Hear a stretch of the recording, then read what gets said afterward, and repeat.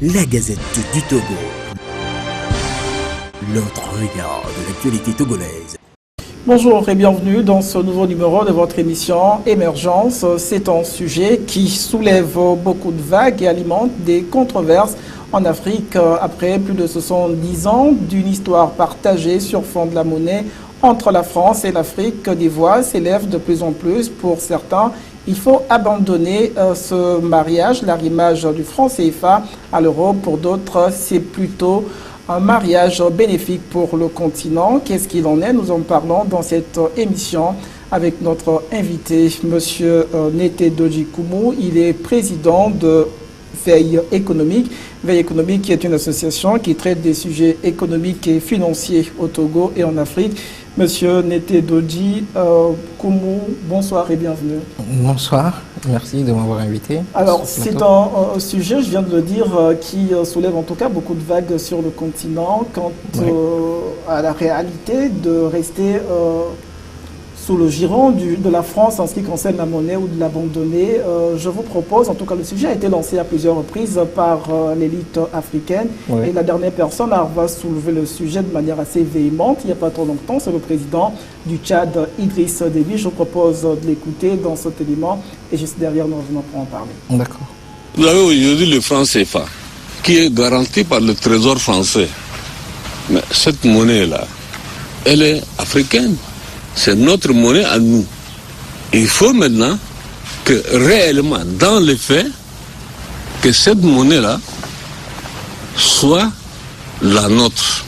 Pour que nous puissions, le moment venu, faire de cette monnaie une monnaie convertible et une monnaie qui permet à tous ces pays francophones qui utilisent encore le franc CFA, qui utilisent la franc CFA, puissent permettre de se développer. Je crois que c'est des décisions courageuses que nos amis français doivent prendre. Et l'Afrique aussi, la sous-région, les pays africains francophones aussi, face à ce que j'appelle aujourd'hui la coopération monétaire avec la France, il y a des clauses qui sont dépassées. Et ces clauses-là, il faudra revoir dans l'intérêt de l'Afrique et dans l'intérêt aussi de la France. Ces clauses tuent l'économie de l'Afrique. Ces clauses ne permettront pas à l'Afrique, avec cette monnaie-là, de se développer. Ça, c'est une réalité. On n'a pas besoin de chercher des midis à 14 heures pour cela. Donc, il faudra que nos amis, historiquement, on est liés avec la France. Nous allons continuer à jouer l'amitié sincère avec la France, mais il faudra avoir le courage de dire que le moment est venu pour couper un cordon qui empêche à l'Afrique de décoller. Et là, la question est posée. Il faut poser. Ce n'est pas une question taboue. Pourquoi l'ensemble de nos échanges en exportation et en importation passe par la Banque centrale de la France? Nete Dodji Koumou, vous venez d'entendre là, ce sont les propos du président du Tchad, Idriss Déby, qui en tout cas n'est pas allé du dos de la cuillère. Il a été assez direct sur la question. Avant d'aller en ce qui concerne le contenu de son message, je voudrais vous poser une première question. Que représente en réalité le franc CFA, aussi bien pour la France que pour l'Afrique? Je vous remercie de m'avoir invité sur ce plateau pour parler d'un sujet qui, je dirais, que les Africains abordent avec beaucoup de passion. Et pourtant, ce genre de sujet ne devrait pas être abordé avec autant de passion. Vous avez réellement l'impression que c'est un sujet qui est abordé aujourd'hui avec beaucoup de passion, ou c'est peut-être une réalité, le temps peut-être de poser le débat et de... Non, je vous l'expliquerai tout à l'heure. Si vous suivez le discours de M. Idriss Déby, le président du Tchad, vous vous rendez compte qu'il parle des clauses, mais il ne précise rien. De quelle clause parle-t-on? Il n'a qu'à en parler. Alors, jusqu'au jour d'aujourd'hui, aucun Africain, aucun chef d'État africain n'a jamais sorti la convention qui lie la France aux pays francophones. Vous pensez de l'Ouest francophone. Le débat aujourd'hui, il faut faire sortir les clauses. Il faut absolument mettre sur la table la convention et pour que tout le monde puisse savoir exactement ce qui se trouve dans cette convention. Donc, de quelle clause parle-t-on? La plupart du temps, tout le monde aborde ce sujet sans véritablement donner des précisions.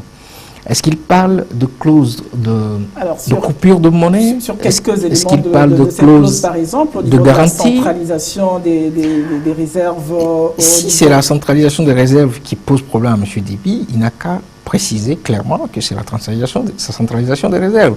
Si c'est la problématique liée à, je dirais, à la quote-part issue des ventes de matières premières qui doit absolument être retenue au niveau de la Banque de France pour servir de garantir la monnaie, si c'est cette clause-là qui lui pose problème, il n'a qu'à préciser. Donc la plupart du temps, beaucoup d'intellectuels africains abordent ce sujet sans véritablement nous dire exactement ce qui se trouve dans la convention qui lie la France aux pays francophones, de l'Ouest, du Centre et des Comores, parce qu'il ne faut pas oublier que jusqu'en 1976, les îles comme Mayotte utilisaient également le franc CFA, et avant de passer à l'euro aujourd'hui. Et donc, en réalité, il y a 3 banques centrales qui sont arrimées au franc français et qui sont aujourd'hui arrimées à l'euro. Il y a donc la Banque centrale de la BCEAO, il y a la Banque centrale de l'Afrique centrale, et puis il y a les Comores.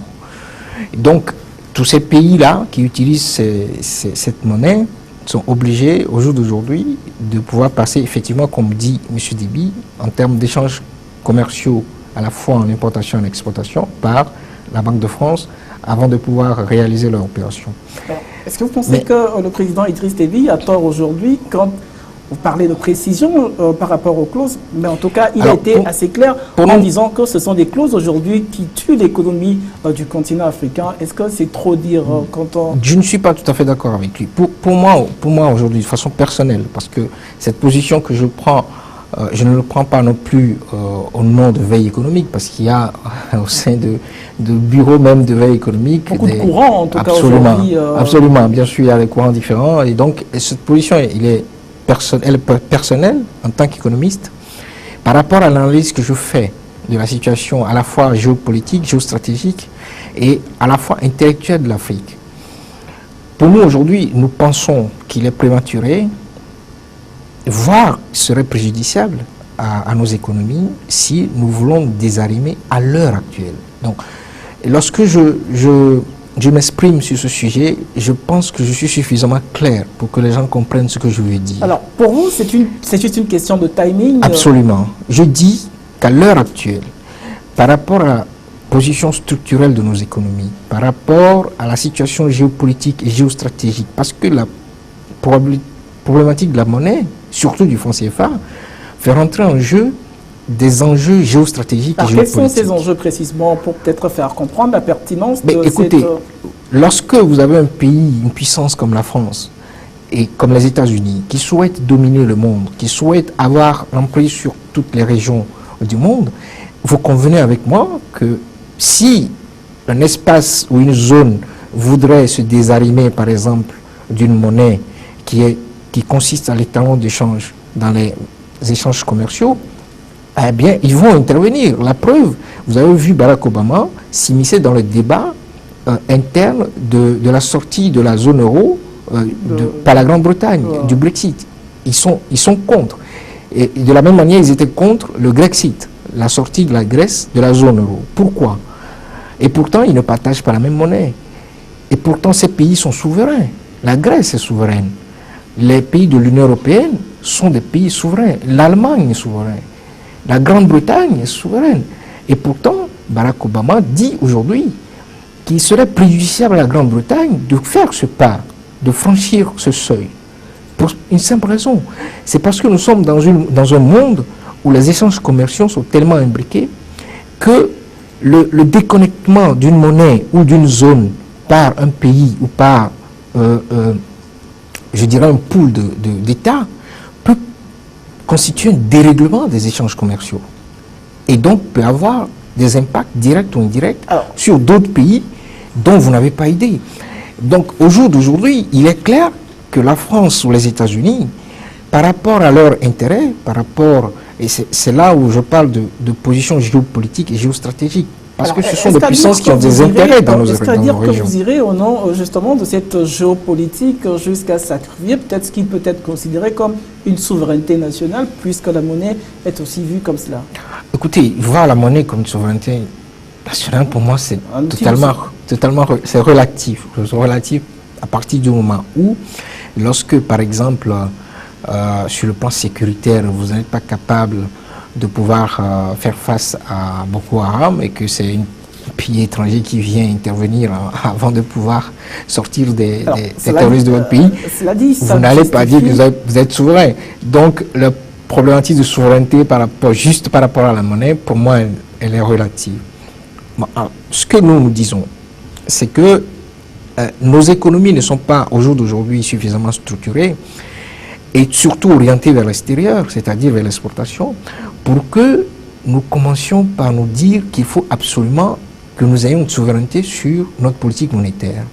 Parce que de quoi parle-t-on? Lorsque M. Idriss Déby dit que cette monnaie, elle est à nous et il faut absolument qu'elle revienne à nous, en réalité, M. Idriss Déby veut faire allusion à la planche à billets. M. Idriss Déby veut que les États africains aient cette possibilité de couper de la monnaie quand ils veulent. Et le problème, c'est qu'en économie, on ne coupe pas de la monnaie quand on veut. La preuve, monsieur le président de Mozambique, de Zimbabwe, eh bien, il a fait, au jour d'aujourd'hui, il est à 2000 ou 3000% de taux d'inflation. Au jour d'aujourd'hui, pour aller acheter un pain au marché dans son pays, vous êtes obligé de prendre un sac. Donc on ne coupe pas de la monnaie juste parce qu'on a besoin de liquidité. Du coup, vous faites bien de donner aujourd'hui l'exemple du Zimbabwe, mais l'histoire nous montre très bien que par le passé, un pays comme la Guinée est sorti, même si ça fait très longtemps maintenant, de la zone franc CFA. Pour autant, j'imagine l'économie de ce pays se porte jusqu'alors, pas peut-être de la manière la plus glorieuse qu'on l'imaginerait, mais se porte quand même bien, en tout cas pas mal que les pays de la sous-région. Ah bon, vous pensez? La Guinée, des pays. Moi, j'étais en Guinée il y a 1 an et demi et il y a un conseiller du président Alpha Condé qui me faisait comprendre qu'ils sont sur le point de stabiliser leur taux d'inflation parce que toutes les crises qui sont passées ont vraiment abîmé le niveau de taux d'inflation, de stabiliser le taux d'inflation pour s'arrimer au franc CFA. Dans tous les cas, la Guinée a quand même survécu. On a cru... Mais survécu dans quelles conditions? Est-ce que vous savez ce qui se passe en Guinée? Monsieur Alpha Condé a passé 5 ans juste pour reconstituer les réserves de la Banque centrale. Parce que rappelons que quand même cette souveraineté de la monnaie au niveau de la Guinée dont on parle, c'est depuis Sékou Touré, ça fait... Mais le problème, ce que je vous dis, le problème n'est pas lié à une question de souveraineté. C'est qu'est-ce que vous faites de cette monnaie? Le problème se pose en ces termes-là. Est-ce que vous savez que les gens ont pris des kalachnikovs pour aller dévaliser l'or qui servait de réserve à la Banque centrale de Guinée? Vous le savez ça? Est-ce que c'est ce que vous souhaitez pour nos États? Nos États ne sont pas politiquement stables. La transmission des pouvoirs déjà pose problème. Et dès qu'il y a une crise, vous vous rendez compte que si cet État avait sa propre monnaie, cette crise va conduire inéluctablement vers, je dirais, une dégringolade totale, un chaos total économique.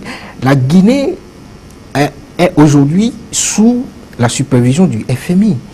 Ce sont les techniciens du FMI qui sont venus remettre de l'ordre dans les finances publiques de la Guinée. Et ça se passe aussi dans les autres pays de la zone franc, d'une manière ou d'une autre. Hein. Oui, sauf que le niveau du taux d'inflation est quand même maîtrisé dans ces zones-là. Nous avons une marge entre 2,5 et maximum 3% de taux d'inflation, alors qu'en Guinée, entre-temps, il s'est passé au Venezuela, ou entre-temps au Zimbabwe, c'est ce qui s'est passé aussi en Guinée. Les Guinéens étaient obligés de dévaluer plusieurs reprises la monnaie et ils se sont retrouvés avec des sacs de monnaie pour aller faire des achats dans les supermarchés. Donc, est-ce que nous sommes suffisamment responsables pour gérer une monnaie? Moi, c'est la problématique. Au jour d'aujourd'hui, on me dit qu'il y a des gens qui ont fait le FMI, des gens qui sont des grands docteurs en économie, qui sont africains et qui peuvent gérer une banque centrale. Mais permettez-moi d'en sourire, tout simplement, parce qu'il ne suffit pas de gérer une banque centrale ou de faire partie du FMI ou d'avoir travaillé dans une institution internationale pour dire qu'on veut gérer une monnaie. Le problème de la gestion d'une monnaie est relativement complexe et sensible, tellement délicat que lorsque la situation politique n'est pas suffisamment stable, eh bien, ça conduit inéluctablement vers le chaos économique. Alors, on aura peut-être l'occasion de revenir un peu sur les enjeux aujourd'hui, en tout cas de cette monnaie. Mais je voudrais qu'on aborde ce qu'on peut appeler aujourd'hui la centralisation des réserves de change et ce qu'on appelle aussi la fixité par rapport à l'euro en termes peut-être plus simples pour ceux qui ne sont pas économistes. Comment est-ce qu'on peut comprendre aujourd'hui ce mécanisme mis en jeu par certains, remis en jeu plutôt, je vais dire, par certains. Bon, je vais essayer de l'expliquer. Et j'ai dit tout à l'heure que personne ne sait vraiment ce qui se trouve dans les conventions qui relient la France au pays de l'Afrique de l'Ouest, l'Afrique centrale, parce qu'on a la gestion du franc CFA. Alors, en fait, il se trouve que lorsque le franc CFA a été créé, il fallait obligatoirement constituer une réserve. Et cette réserve se fait soit en devise, soit en or.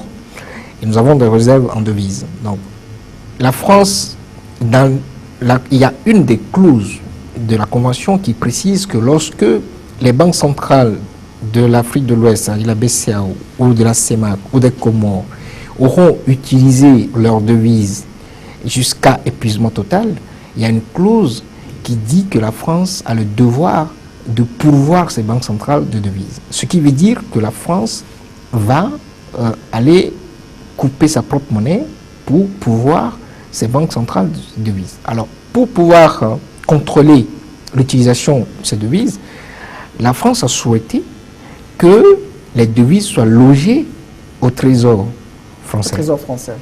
Voilà. Et par quel mécanisme? Il y a un des mécanismes, c'est de pouvoir prendre 25%. Et là aussi, personne ne sait exactement quel est le niveau du pourcentage qui est prélevé. Vous venez tout à l'heure d'évoquer une clause, ça veut dire que c'est quand même des tests qui sont plus ou moins... Oui, voilà, ce que nous souhaitons aujourd'hui, ce que nous souhaitons... Vous parlez de 25% qui devrait constituer les réserves au niveau de la Banque de France. Il y a d'autres personnes qui... On est aujourd'hui à plus de 80%, il y a matière à discuter. Ça, c'est ce que les gens disent. Ce que moi je sais, c'est 25%. Lorsque vous vendez de la matière première, par exemple, si le Togo exporte du phosphate, eh bien, il y aura 25% des revenus issus de cette vente qui constitueront, qui renforceront en tout cas le stock en devises du Togo auprès du Trésor français. Bon, les gens parlent de 80%. Personne n'a... Il faut que les chefs d'État aient le courage, ceux qui, comme ils disent des billes, aient le courage de mettre sur la table la convention. Que tout le monde, tous les économistes, voient les clauses qui sont dans la Convention, qui sont ces clauses qui sont décriées. Même certains économistes en parlent, mais ils ne disent jamais exactement ce qui figure dans les clauses. Donc, ce mécanisme de 25% permet de maintenir un niveau de stock en devises pour pouvoir couvrir nos importations. Parce que lorsque vous n'avez pas de stock en devises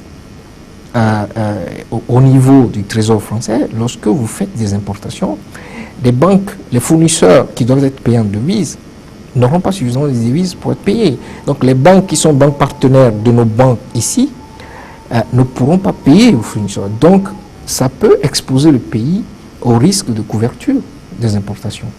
Donc il faut toujours qu'il y ait un minimum de stock de devises et que ce stock soit alimenté d'une manière ou d'une autre. Maintenant, c'est pour contrôler juste l'utilisation de cette devise-là que la France a souhaité que cette devise soit logée au Trésor français.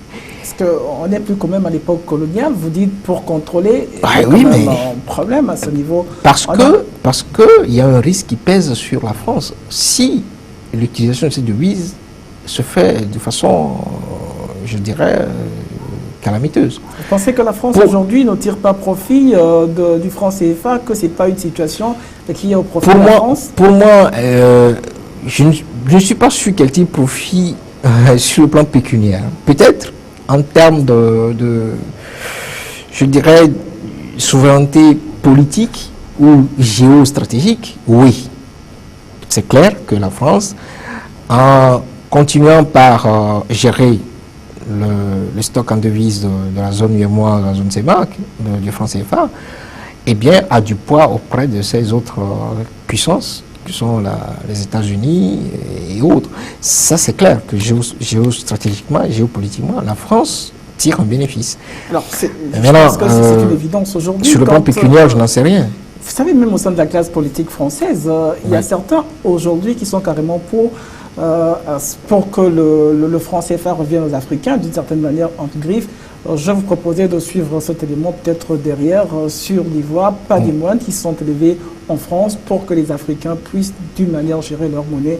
Vous m'en direz ce qu'il en est juste après, on suit l'élément et on revient juste après. D'accord. L'arrimage du franc CFA à l'euro, un mariage qui dure depuis plus de 70 ans. Une histoire d'amour faite de passion mais aussi de renonciation quelquefois avec au centre le franc CFA, la dénomination de la monnaie commune de 14 pays africains de la zone franc. C'est un drame pour l'économie africaine. C'est un drame. Déjà, c'est un drame pour nous.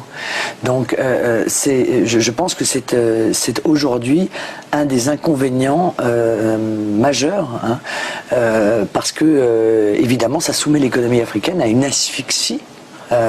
Au même titre d'ailleurs que l'économie française, mais en pire, peut-être en encore pire. Certainement. Bien sûr, en encore pire. Donc là, on est vraiment en train de tuer économiquement l'Afrique. Donc je suis fondamentalement opposé à cette manière de faire.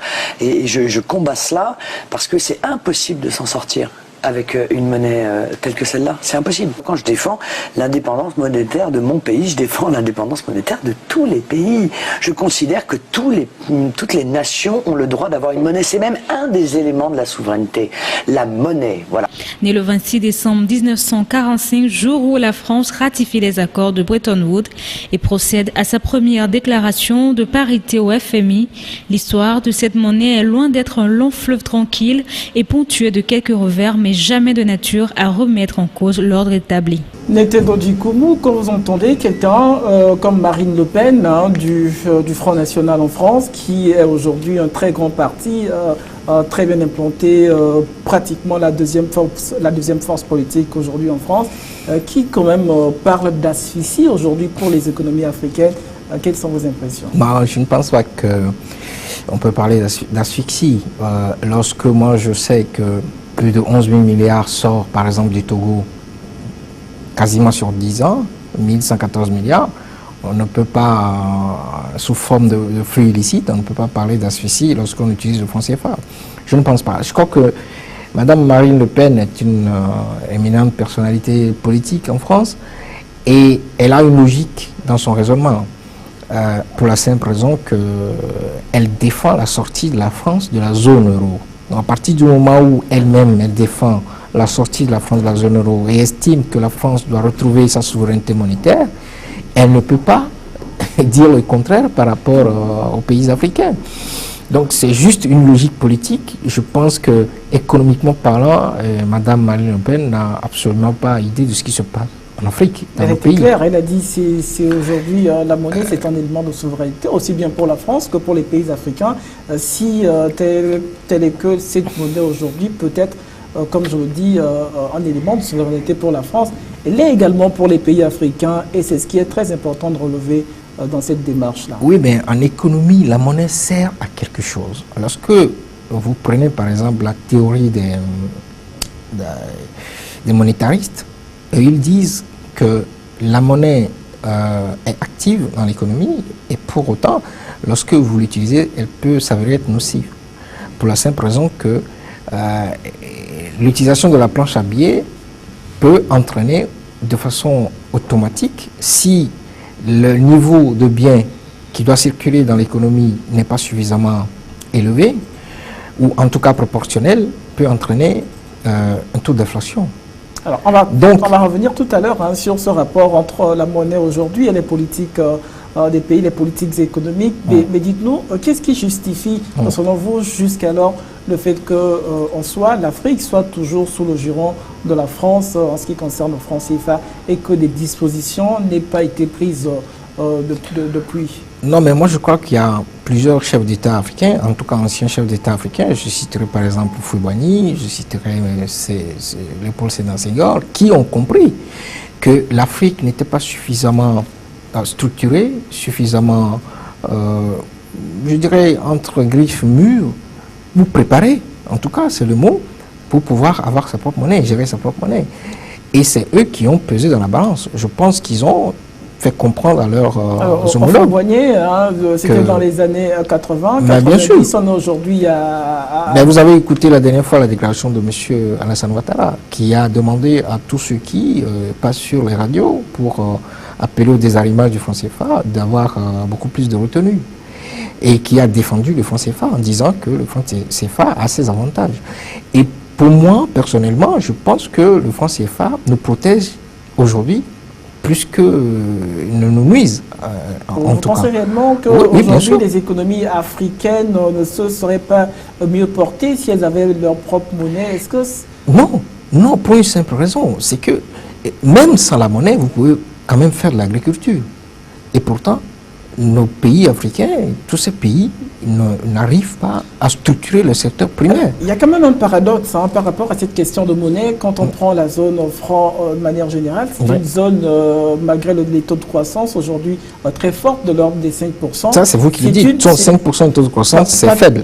Pas trop forte, je veux faible. dire, mais c'est quand même des taux de croissance qui sont soutenus sur une longue période depuis quelques années par rapport à la récession qui est aujourd'hui dans quelques parties du monde au niveau des pays émergents, le Brésil, certains pays comme ça qui connaissent la récession, l'économie européenne de manière générale. Ça, c'est des récessions tout à fait conjoncturelles. On a quand même une certaine évolution, en tout cas une certaine stabilité. Ça, c'est le discours, politique qui se font.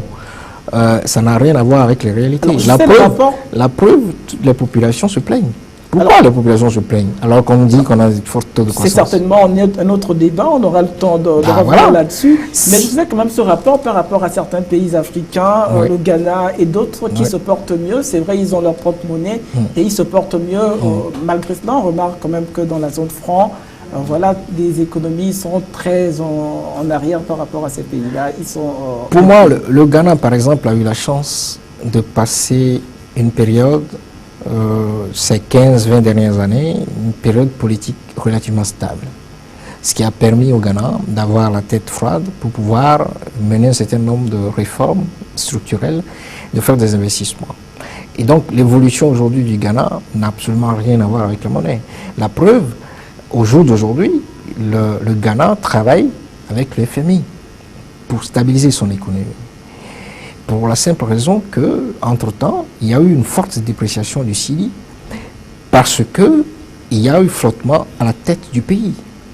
Et les hommes d'affaires ghanéens ont commencé à ne plus avoir confiance en la politique qui se pratique, à ne plus avoir confiance au monde judiciaire et ont préféré se réfugier dans le franc CFA. Donc, rien ne dit de façon claire, en tout cas, il n'y a aucune étude au jour d'aujourd'hui menée par les intellectuels africains dans des documents qui disent de façon claire que nous n'avons pas le développement parce que nous n'avons pas notre propre monnaie. Alors, il y a d'autres exemples en Afrique où les gens ont leur propre monnaie, mais au jour d'aujourd'hui ne sont pas aussi développés qu'on pourrait le laisser entendre. L'exemple du Zimbabwe est là. Vous avez le Nigeria, qui est toujours un pays pauvre, alors que le Nigeria a sa monnaie depuis des années. Le Nigeria est le 5e producteur africain de pétrole. Est-ce que le Nigeria n'a pas de raffinerie parce que le Nigeria n'a pas sa propre monnaie? Non. Le Nigeria a sa propre monnaie, mais le Nigeria n'a pas de raffinerie. Alors, qu'est-ce qui explique cela? Au-delà justement du débat sur le franc CFA aujourd'hui, en tant qu'intellectuel africain, est-ce que vous ne pensez pas qu'il urge aujourd'hui, ne serait-ce que poser ce débat qui est quand même un débat de fond? On a l'impression que c'est un sujet tabou que les gens ne veulent pas évoquer aujourd'hui. Voilà, moi, ce que je propose, c'est que tous ceux qui sont portés sur ce débat, qui veulent absolument qu'on se désarrime du franc CFA, nous proposent une stratégie qui mène à terme au désarrimement du franc CFA. Il faut écrire des documents, poser le diagnostic de façon claire, qui prouve effectivement qu'à une étape donnée de notre évolution, lorsque nous aurons suffisamment structuré notre secteur primaire et adossé à ce secteur primaire un secteur secondaire, et donc dans une phase d'orientation de nos économies vers l'extérieur, nous aurons suffisamment d'exportations à faire, nous aurons besoin d'une politique monétaire. Donc, nous aurons besoin de notre propre monnaie. Mais en attendant d'arriver à ce stade-là, stade où nous ne sommes pas encore, en attendant d'arriver à ce stade-là, eh bien, menons une réflexion la tête froide, dans le calme. Vous parlez de stade. Est-ce que oui. la démarche que vous préconisez aujourd'hui ne serait pas se renfermer dans un cycle infernal, non, dans la mesure où on verra de l'instabilité qui va continuer? Non, mais il faut arrêter. Qui se porteront pas bien. Et donc, en fonction de ces il faut arrêter avec cette instabilité. Il faut arrêter avec cette instabilité. En Côte d'Ivoire, par exemple, la Côte d'Ivoire aujourd'hui est à ce stade-là, c'est-à-dire la Côte d'Ivoire a déjà structuré son primaire. La Côte d'Ivoire est dans une phase où elle est en train de mettre en place des industries de transformation. Donc à partir de ce moment-là, si la Côte d'Ivoire commence à produire aujourd'hui du chocolat, ça veut dire qu'elle veut exporter du chocolat. Donc la Côte d'Ivoire peut avoir besoin d'une monnaie sur laquelle elle peut faire des politiques de dépréciation ou d'appréciation en fonction pour pouvoir vendre ces produits qui sont destinés à l'exportation. Mais il n'y a que la Côte d'Ivoire seule qui est dans ce cas-là. À la limite, en Afrique centrale, le Cameroun. Les autres pays n'ont même pas encore structuré leur secteur primaire. Au jour d'aujourd'hui, ceux qui produisent par exemple du cacao, du café, ils exportent seulement la matière première. Ceux qui produisent dans le secteur minier de l'or, du diamant et autres, ils exportent la matière première brute. Il n'y a pas d'industrie de transformation. Donc, pour l'instant, à partir du moment où nous avons 70% d'importation et 30% d'exportation, en réalité, nous n'avons pas besoin de monnaie. On a besoin de monnaie, d'utilisation de la politique monétaire, lorsque l'économie est orientée vers l'exportation. Donc, en attendant qu'on arrive à ce stade-là, et qu'il y ait une convergence entre toutes les économies, parce qu'au jour d'aujourd'hui, lorsque vous avez une balance commerciale excédentaire au niveau de la Côte d'Ivoire de 1700 milliards et qu'au Tchad, vous avez une balance commerciale de moins 1700 milliards, ce sont deux économies complètement différentes et qui utilisent la même monnaie. Et pourtant, il n'y a pas encore de convergence au niveau de ces deux économies. Aussi, dans les grandes démocraties, en France par exemple. Mais écoutez, pourquoi la zone euro, lorsque la Turquie veut aujourd'hui entrer dans la zone euro, pourquoi les Européens demandent à la Turquie de faire des réformes structurelles sur le plan économique? Je crois quand même qu'on aborde un sujet très important aujourd'hui, qui est considéré en tout cas comme un élément qui gênerait beaucoup sur le fait qu'on ait gardé le franc CFA, c'est de remarquer aujourd'hui que quand on est dans un pays par exemple comme la Côte d'Ivoire et qu'on veut aller dans un pays comme le Cameroun, on a deux banques centrales pour la même monnaie et pourtant c'est pas... ces monnaies ne sont pas convertibles l'une à l'autre. Et comment également? Est-ce qu'il y a là, il n'y a pas véritablement matière à... Non, il y a en réalité, c'est une configuration en termes de structuration. Les deux zones sont vastes. Et on ne peut pas, pour des raisons de régulation monétaire, pour des raisons de quantité de masse monétaire qui doit circuler, on ne peut pas prendre le risque d'avoir une certaine convertibilité entre les deux monnaies, même si ce sont des monnaies de franc CFA. Il faut comprendre que le stock de réserve, par exemple, de la BCEAO n'est pas la même que le stock de réserve de la CEMAC. Donc, on ne peut pas autoriser une convertibilité de la monnaie franc CFA, la zone BCEAO, avec celle de la zone CEMAC. Que c'est une raison peut-être trop simpliste aujourd'hui. Non, ça, ce sont des mécanismes extrêmement complexes. Il faut comprendre que pour couper une monnaie et faire de la création monétaire, il y a énormément de calculs mathématiques qui se font. Hein. On ne se lève pas un matin et on coupe de la monnaie. Ah non. Il faut d'abord évaluer le niveau de biens et de services qui circulent dans le pays. Et c'est en fonction de cela qu'on coupe une certaine quantité de monnaie. Donc le processus de création monétaire ne se fait pas du jour au lendemain parce qu'on a besoin de liquidité. Non, pas du tout.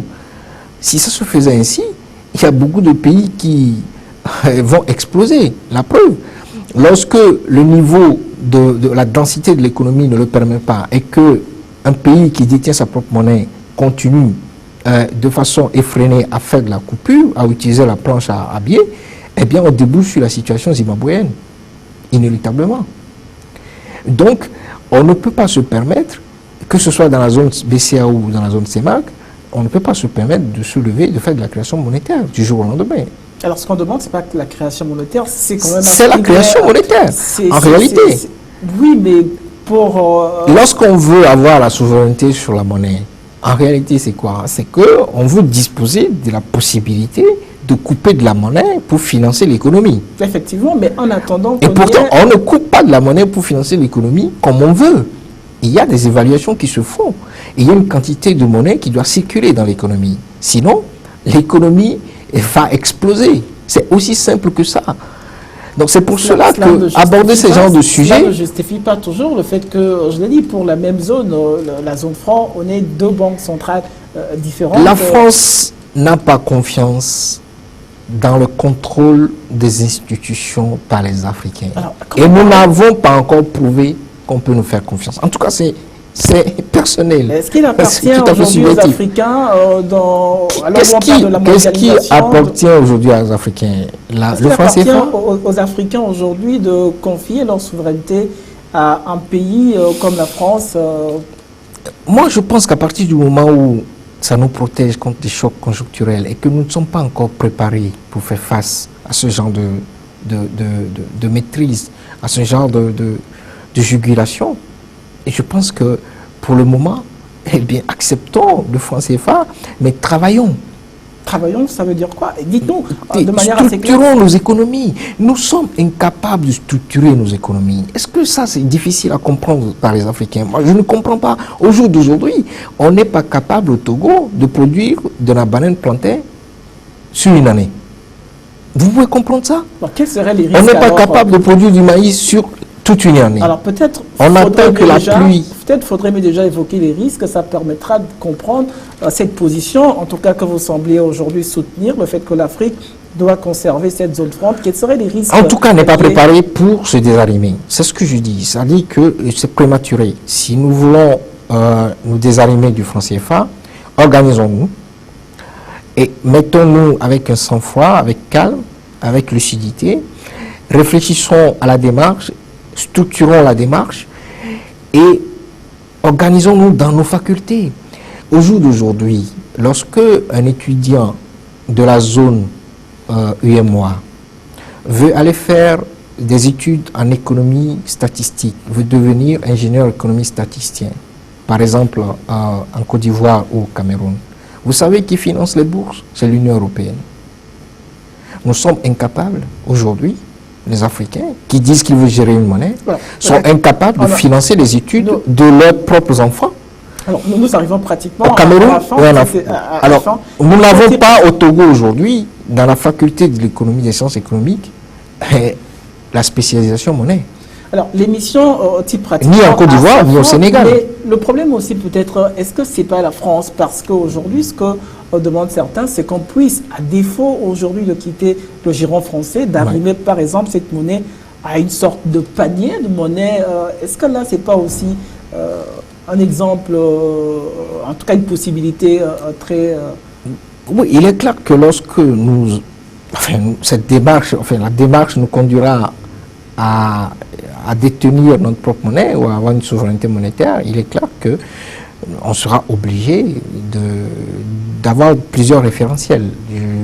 Je dirais plusieurs référentiels, notamment par exemple le yuan, puisque aujourd'hui nous commerçons beaucoup avec la Chine, l'euro, parce que c'est un partenaire traditionnel, et puis pourquoi pas le dollar. Donc, mais il faut comprendre que ces référentiels ne sont pas choisis au hasard. Ces référentiels doivent être choisis en fonction de, je dirais, la densité des échanges commerciaux. Parce que tout se dicte par rapport à la densité des échanges commerciaux entre les zones. Est-ce que là, ce n'est pas une solution finalement, le fait peut-être d'arrimer le franc CFA à d'autres monnaies en attendant peut-être... Au jour d'aujourd'hui, on a une clause avec la France. Donc, pour arriver à changer de référentiel ou à diversifier les référentiels, il faut d'abord négocier la sortie avec cette clause qu'on a avec la France. Aujourd'hui, ce n'est même plus avec la France, puisque aujourd'hui, le franc CFA est arrimé à l'euro. Donc, on a une clause avec l'Union européenne. pour l'instant, les 80-90% des échanges commerciaux que nous faisons se font avec l'Union européenne. On n'a pratiquement pas d'échange commercial avec les États-Unis. Et avec la Chine, tout se fait la plupart du temps en importation. Donc, pour l'instant, le meilleur référentiel reste encore l'euro. Alors, dernière question très rapidement. Je comprends que le sujet, le temps est parti pour, en tout cas, débattre de ce sujet aussi vaste qui soulève beaucoup de passion sur le continent, soit jusque-là insuffisant pour débattre. Nous aurons l'occasion, en tout cas, de revenir sur le sujet. Mais très rapidement, sur la dernière question, quel est, selon vous, l'avenir du franc CFA en quelques secondes? Non, je crois que l'avenir du franc CFA dépendra des Africains. Il faut qu'on s'organise. Il faut s'organiser, il faut que les intellectuels africains écrivent des documents, il faut que les chefs d'État aient le courage de mettre sur la table le contenu de la convention qui lie la France à l'Afrique pour la gestion du franc CFA, pour qu'on sache quelles sont les clauses, de façon précise les clauses. Donc tous les Africains intellectuels qui sont passionnés par ce débat, moi je leur propose d'écrire des documents pour éclairer l'opinion. Et donc tout dépend de nous. Si nous prouvons au monde que nous pouvons nous organiser, si nous prouvons au monde que l'instabilité politique que nous continuons toujours par couver, que nous continuons toujours par montrer à la face du monde, cette instabilité politique va disparaître, eh bien, je pense que le monde nous fera davantage confiance pour nous confier la gestion du monnaie. Sinon, ces puissances ont des intérêts dans nos zones. Ils ne peuvent pas prendre le risque de nous laisser gérer une monnaie pour courir à la catastrophe. Alors, je pense que c'est peut-être là le problème quand vous dites ils ne peuvent pas prendre le risque. Absolument. Je pense qu'il n'appartient pas quand même aujourd'hui aux pays européens de décider de la place des Africains à leur place. Mais en tout cas, ça reste aussi un autre débat. Il faut que nous, les Africains, nous prouvons que nous pouvons faire quelque chose. C'est votre position, Nété Dodji Koumou, en tout cas on l'aura compris sur le franc CFA. Je rappelle que vous êtes président de Veille économique, qui est une association qui traite des sujets économiques et financiers au Togo et en Afrique. Je sais que cette position dérange beaucoup de monde, mais je la suis. Voilà, mesdames, messieurs, vous l'assumez, ce sera d'ailleurs votre mot de fin. Nous voici donc arrivés à la fin de cette émission. Je vous donne rendez-vous la semaine prochaine pour un autre numéro de votre émission Émergence. D'ici là, portez-vous bien. Au revoir. La Gazette du Togo. L'autre regard de l'actualité togolaise. Rejoignez-nous sur le www.lagazettedutogo.com ou encore sur nos comptes Twitter, Facebook et YouTube. Pour nous soutenir, merci de nous contacter à l'adresse suivante: contact@lagazettedutogo.com.